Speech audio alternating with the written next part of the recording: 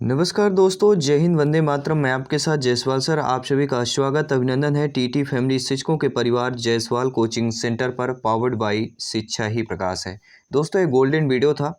हमने सोचा जिनका कल एग्जाम है, ये गोल्डन वीडियो बहुत इंपॉर्टेंट है। पर्यावरण पेडागोजी टॉप 15 प्रश्न जो आपके एमपी टेट में ग्रेड 3 में पूछे गए प्रश्न हैं।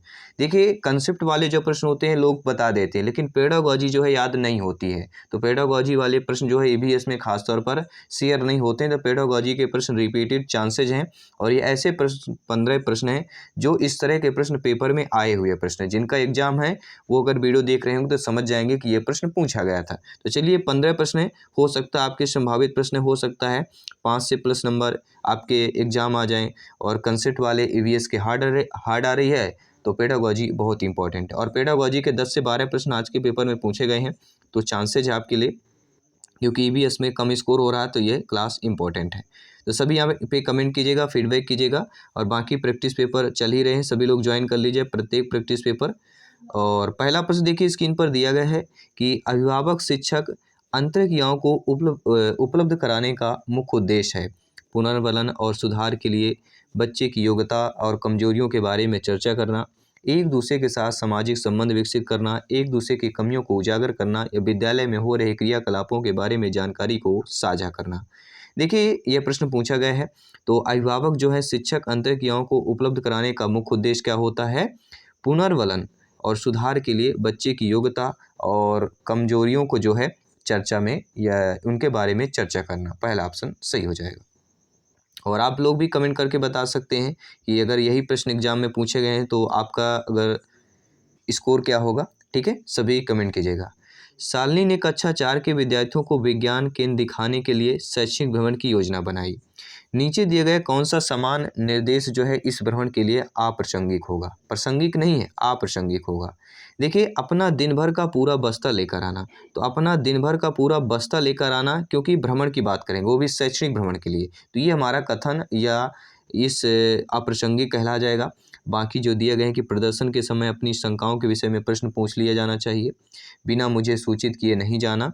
या हो सकता है आप एक अध्यापिका हैं, आप यही बोलेंगे ना, बच्चे होते हैं कि भैया, ये सभी बच्चे ध्यानपूर्वक समझिएगा, बिना हमसे बताए किसी से या बिना मुझे बताए कहीं जाना नहीं है, बिना मुझे सूचित करने किसी भी, ठीक है, अदर नहीं होना है। तो या अपने साथ पेन और नोटपैड ले आना, ये कह सकते हैं कि पेन और नोटपैड ले आना, जिससे जो भी जानकारी है वहाँ की जब सैर जाएंगे शैक्षिक भ्रमण में तो लिख सकते हैं। लेकिन जो पहला ऑप्शन दिया गया कि दिन भर पूरा बस्ता लेकर आना, ये अप्रासंगिक हो जाएगा। तीसरा प्रश्न यहाँ पे दिया गया कि प्राथमिक स्तर की अच्छी ईवीएस जो है पाठचर्या में होनी चाहिए।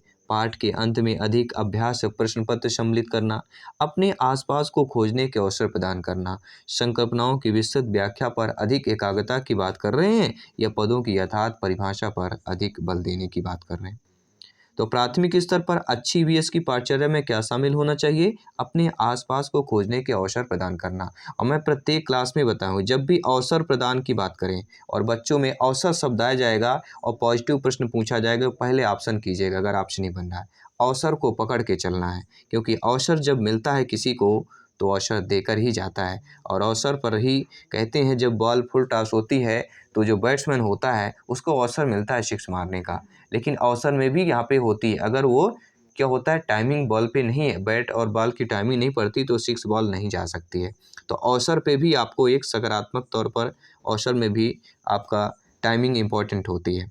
इसी प्रकार यहाँ पर भी अपना कमेंट टाइमिंग के आधार पर कीजिएगा, ताकि कम समय में ज़्यादा प्रश्न कर सकें आप लोग। तो प्राथमिक स्तर में वृक्षों के संरक्षण की संकल्पना के बारे में विद्यार्थियों को संवेदनशील बनाने के लिए नीचे दिया गया कौन सा क्रियाकलाप उपयुक्त है? कि वृक्षों पर नारा लेखन प्रतियोगिता आयोजित करना, प्रत्येक छात्र को एक वृक्ष को अपनाकर उनकी देख रेख के लिए प्रोत्साहित करना, या बच्चों की लकड़ी के लट्ठे का भंडार दिखाना, या ऑप्शन नंबर जो डी दिया गया है कि वृक्षों पर पोस्टर बनाने की प्रतियोगिता आयोजित करना। तो ऐसा क्रियाकलाप जो उपयुक्त ना हो। देखिए, बच्चों को लकड़ी के गट्ठे का भंडार दिखाने से ऐसा उपयुक्त नहीं होगा। ठीक है, संवेदनशील बनाने के लिए उनको चाहिए वृक्षों पर पोस्टर बनाने की प्रतियोगिता आयोजित की जाए, वृक्षों पर नारा लेखन प्रतियोगिता आयोजित करना, और प्रत्येक छात्र को एक वृक्ष को अपनाकर उसकी देख रेख करना। ये तीनों हमारे पॉजिटिव दिए गए हैं, ए बी एंड डी, लेकिन सी ऑप्शन नहीं दिया गया है। और सी ऑप्शन यही तो बताना है कि कौन सा क्रियाकलाप उपयुक्त नहीं होगा, तो सी वाला जो है क्रियाकलाप उपयुक्त नहीं होगा। ये सी टेट पर आया हुआ प्रश्न है, पेडागोजी पर, और आपके एग्जाम पर भी आया हुआ प्रश्न है। कौन सा क्रियाकलाप अंतः पर्यावरण को हानि पहुंचाता है? देखिए, ऊंचे स्तर में संगीत, अधिक वृक्ष लगाना, तालाब में कुछ मछलियां डालना। इन तीनों से देखिए क्रियाकलाप, ये तीनों क्रियाकलाप ऐसे हैं जो अंतः पर्यावरण को हानि नहीं पहुंचाती, लेकिन जंगलों की कटाई पहुंचाती है। बहुत ही आसान प्रश्न था, सभी लोग सही किए होंगे जिनके एग्जाम पर यह प्रश्न आया है। निम्नलिखित में से कौन सा प्राथमिक विद्यालय में पर्यावरण अध्ययन पढ़ाने का उद्देश्य निरूपित है? देखिए, प्राइमरी लेवल की बात करेंगे, आप सभी लोग अध्यापक अध्यापिकाएं हैं, भावी अध्यापक अध्यापिकाएं हैं। जब आप लोगों की नियुक्ति होगी, आप विद्यालय में जाएंगे, पढ़ाने जाएंगे, तो ये बताइए अध्ययन पढ़ाते समय क्या निरूपित करेंगे? कि अपने ज्ञान का विस्तार करने के लिए बच्चों को सूचना देना कि उन्हें कौन सी पुस्तक पढ़नी है, या विद्यालय में बच्चों के अनुभव को बाहरी दुनिया में जोड़ना, या बच्चों को तकनीक, शब्दावली और परिभाषाओं से परिचित कराना। यह हम ऑप्शन नंबर डी की बात करेंगे, पर्यावरण अध्ययन से संबंधित तकनीकी शब्दों का आकलन की बात करें। देखिए, प्राथमिक विद्यालय की अगर बात करें, पर्यावरण अध्ययन पढ़ाने का जो उद्देश्य निरूपित की बात कर रहे हैं, तो हम बात करेंगे ऑप्शन नंबर बी की, विद्यालय में बच्चों के अनुभव को बाहरी दुनिया से जोड़ना। तो देखिए, जोड़ने की अगर बात करें, जोड़ना शब्द आए, मदद करने की बात आए, ठीक है, ये हमारे पॉजिटिव माने जाते हैं। ऐसे शब्द ढूंढकर बिल्कुल वही ऑप्शन कीजिएगा, ठीक है। चलिए, अगला प्रश्न है। अगर प्रश्न नहीं बन रहा तो ऐसे शब्दों को खोजना है। प्राथमिक स्तर पर पर्यावरण अध्ययन के शिक्षण में कहानी और कविताओं का प्रभावी ढंग से उपयोग किया जा सकता है। तो पर्यावरण अध्ययन में इनके उपयोग का जो मुख्य उद्देश्य होता है, कक्षा की विविधता की पूर्ति की बात करेंगे, भाषी कौशलों को बढ़ावा देना, सीखने के लिए संदर्भगत वातावरण प्रदान करना, या पाठों को आनंददायक बनाना। देखिए, दिन रात हम लगे हुए हैं आपके सिलेक्शन के लिए, मेहनत के लिए, ठीक है। तो इसका फ़ायदा आप लोग बेफिक्र उठाइए, ये मौका का, ठीक है, अनुसरण कीजिए और फीडबैक कीजिए कि प्राथमिक स्तर पर, प्राइमरी लेवल पर पर्यावरण अध्ययन के शिक्षण में कहानी, कविताओं का प्रभावी ढंग से उपयोग जो किया जाता है, वह पर्यावरण अध्ययन में इनका जो उपयोग है, मुख्य उद्देश्य क्या कहला जाएगा? सीखने के लिए संदर्भगत वातावरण प्रदान करना, ठीक है। तो सीखना शब्द हो गया, संदर्भगत वातावरण प्रदान करना, ठीक है। तो ये सारी चीज़ें पॉजिटिव मानी जाती हैं। अगला प्रश्न आप लोगों के स्क्रीन पर है। प्राथमिक कक्षाओं में पर्यावरण अध्ययन को सीखने सिखाने में कहानियाँ एक महत्वपूर्ण पहलू हैं। पर्यावरण अध्ययन के कक्षा कक्ष में कहानी सुनाने के लिए निम्नलिखित में से कौन सा सबसे कम उपयुक्त कारण होगा? देखिए, कहानी सुनाने में आपका कहानी अनेक विषय क्षेत्रों को छूती हैं। कहानी में व्यक्तियों को अनुभव शामिल होते हैं, और कहानी पर्यावरण अध्ययन अवधारणाओं में संबंध जोड़ने के लिए संदर्भ उपलब्ध कराती है। लेकिन जो ऑप्शन नंबर सी दिया गया है कि कहानियाँ कक्षा प्रबंधन में सहायता करती हैं, ये जो सबसे कम उपयुक्त होगा। एक पर्यावरण अध्ययन के कक्षा कक्ष में कहानी सुनाने की बात करें, तो अकॉर्डिंग टू क्वेश्चंस जो है आपका सी वाला ऑप्शन सही हो जाएगा। अगला प्रश्न दिया गया कि प्राथमिक कक्षाओं में पर्यावरण अध्ययन के लिए निम्नलिखित में से सभी समान उपागमों को जो है अनुपालन किया जाना, ये केवल इसे छोड़कर, तो किसे छोड़कर जो है अनुपालन किया जाएगा प्राथमिक कक्षाओं में पर्यावरण अध्ययन के लिए? कि सभी समान उपागमों को अनुपालन किया जाना है, केवल इसे छोड़कर। देखिए, मूर्त से अमूर्त, सरल से कठिन, स्थान से वैश्विक, ये तीन चीज़ें याद रखिएगा। जी हाँ, प्राथमिक कक्षा की बात करेंगे। मूर्त मतलब होता है बड़ा, तो बड़े से छोटे की तरफ, सरल से कठिन की तरफ, और स्थानीय से वैश्विक की तरफ। लेकिन अमूर्त से मूर्त नहीं होता है, क्योंकि प्राइमरी लेवल की बात कर रहे हैं। अमूर्तता यानी सभी लोग जानते हैं जो जानना हो, ठीक है। तो बच्चे अगर जान नहीं रहे हैं, जानने से अनजान पे नहीं जाएंगे, जान से अनजान पे जाते हैं। अर्थात मूर्त से अमूर्त की बात करेंगे, सरल से कठिन बात करेंगे, स्थान से वैश्विक बात करेंगे, लेकिन अमूर्त से मूर्त की बात नहीं करेंगे। तो according to question D option सही हो जाएगा।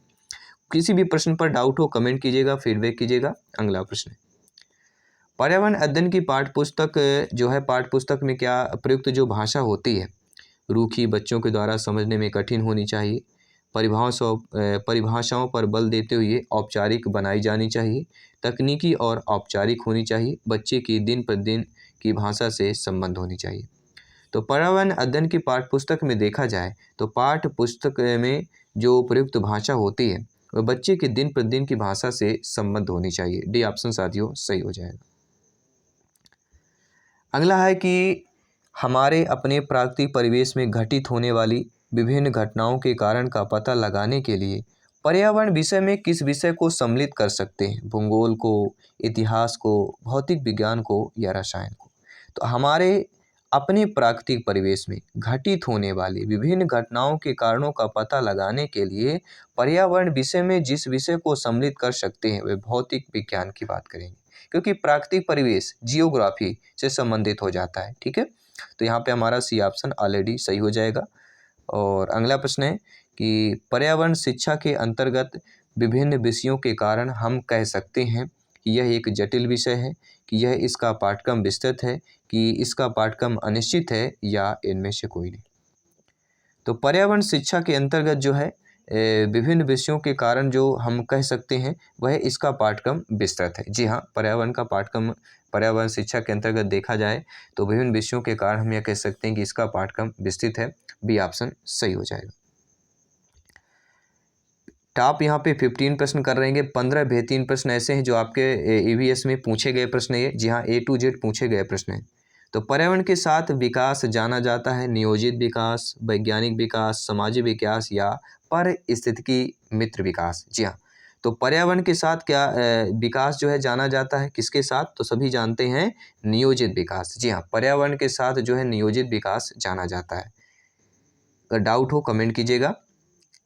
अगला प्रश्न दिया गया है कि विद्यालयों में समावेश मुख्यतः केंद्रित होता है संपूर्ण कक्षा की कीमत पर, निर्योग बच्चों की आवश्यकता को पूरा करना, विद्यालयों में निरक्षर अभिभावकों की शैक्षिक आवश्यकताओं पर, विशिष्ट श्रेणी वाले बच्चे के लिए सूक्ष्म अति सूक्ष्म प्रावधानों के निर्माण पर। यह हम बात करेंगे केवल निर्योग छात्रों की आवश्यकताओं के पूर्ण करने की बात कर रहे हैं। तो विद्यालय में समावेश जो मुख्यतः केंद्रित होता है वह विशिष्ट श्रेणी वाले बच्चों के लिए सूक्ष्म अति सूक्ष्म प्रावधानों के निर्माण की बात करेंगे। सी ऑप्शन साथियों सही हो जाएगा। और इस पेडागोजी के क्लास का 15वां प्रश्न है, एक नवनियुक्त पर्यावरण अध्ययन के शिक्षक के लिए या एक नवनियुक्त, जब आपकी मान लीजिए नियुक्त होती है, एक नवनियुक्त आप हो गए, अध्यापक अध्यापिका बन गए, अब आप जो है पर्यावरण अध्ययन के शिक्षक के रूप में पढ़ाई से पहले आपकी सबसे पहली प्राथमिकता क्या होगी? कि शिक्षार्थियों के लिए पाठानुसार विस्तृत नोट्स तैयार करना, शिक्षार्थियों का समाज सांस्कृतिक प्रोफाइल विवरण तैयार करना, पहले से पाठ योजना तैयार करना, या कह सकते हैं कक्षा में धीमी गति से सीखने वाले शिक्षार्थियों की पहचान करना। तो एक नवनियुक्त शिक्षक की बात करेंगे। जी हाँ, आप एक नवनियुक्त शिक्षक है, अध्यापक अध्यापिका हैं और पर्यावरण अध्ययन के शिक्षक हैं, पढ़ा रहे हैं आप। ठीक है, तो पर्यावरण अध्ययन के शिक्षक के रूप में सबसे पहले जो आपकी पहली प्राथमिकता होनी चाहिए वह विद्यार्थियों का समाज संस्कृति विवरण तैयार न करके पहले आपको पाठ योजना तैयार करना। जी हाँ, सी ऑप्शन यहाँ पे सही कर लीजिएगा।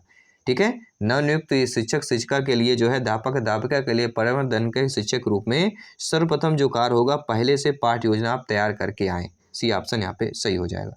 अगर डाउट है तो कमेंट कीजिए, फीडबैक कीजिए। और ये पेडागोजी टॉप 15 में से आप लोगों का फीडबैक क्या है नीचे कमेंट बॉक्स में अवश्य बताइएगा, क्योंकि ये सारे प्रश्न 15 प्रश्न पूछे गए प्रश्न हैं। पेडागोजी के प्रश्न रिपीट हो सकते हैं क्योंकि क्वेश्चन किसी को याद नहीं होता पेडागोजी के, डायरेक्ट सिद्धांत याद होते हैं या कंसेप्ट वाले प्रश्न याद किए जा सकते हैं, लेकिन पेडागोजी याद नहीं की जा सकती है। एक दो क्वेश्चन कह सकते हैं, जो क्वेश्चन रिपीट भी होंगे।